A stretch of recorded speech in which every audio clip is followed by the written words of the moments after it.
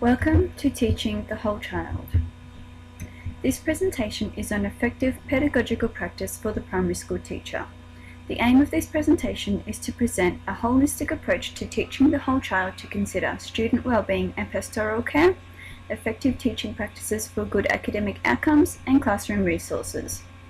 It has been established that by taking a whole child approach to teaching, which ensures that each student is healthy, safe, engaged, supported, and challenged, sets the standard for comprehensive, sustainable school improvement and provides for long-term student success. The primary role of our school and teachers is to provide a safe and supportive environment that promotes student learning and development. The environment relates to the physical environment of the schoolyard and classrooms and also the social environment. The World Health Organization recognizes that a positive physical school environment has strong influence on students' health, safety, and general well-being. The social environment relates more to the pedagogical practice of the teacher and the environment they create through implementation of different learning theories. As a teacher, it is important to have a good understanding of learning theories so you can draw on them to create and understand different environments and experiences.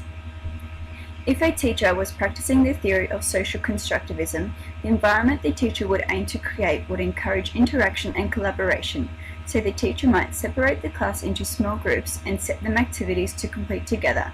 The work of Lev Vygotsky places strong emphasis on the importance of social interaction and cognitive development. It has been established that the effective pedagogical practice of creating a positive learning environment for students can positively impact on their well-being.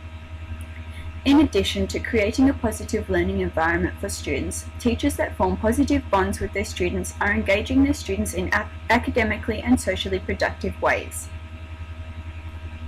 The work of Hamre and Painter discusses that teachers can form positive bonds with their students by engaging in frequent social conversation, being available to students having a hard time, displaying regard for students' perspectives and ideas, and by practicing behavioral management strategies that clearly communicate expectations and caring. Good academic outcomes of students can be linked to attention and behavior in the classroom. The cognitive learning theory explains learning in terms of people's thinking and the processes involved in acquiring, organizing, and using knowledge. A teacher following the cognitive learning theory ensures that students are actively involved in learning and knows that learning cannot occur without attention. There are different practical approaches teachers can use to increase student attention. These can include meaningful learning and personalization of lessons and student involvement. For example, a teacher could ask his or her students questions about their hobbies or interests and relate this to the topic being taught. The basic idea of the behaviorist learning theory is that learning consists of a change in behavior between stimuli and the environment.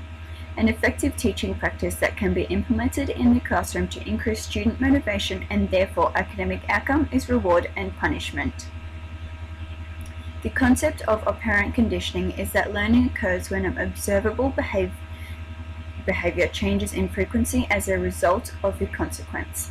An effective practice of the operant conditioning is by having a star chart where each correct answer a student provides, they receive a gold star next to their name. This will increase student motivation. Classroom resources relates to the layout and design of the classroom, the use of visual aids and tools, and also materials. The physical characteristics of any space can influence the behavior of its users, and the characteristics of classroom spaces specifically can influence the behavior of students, teachers, and what we see as the educational program. It has been discovered that by arranging classroom desks in a semicircle rather than traditional rows, student engagement and involvement increases significantly. It has been established that the effective pedagogical practice of a teacher by creating a positive environment and the effective use of resources can have a strong impact on student well-being and academic outcomes. This highlights that teachers should take a holistic approach to teaching the whole child.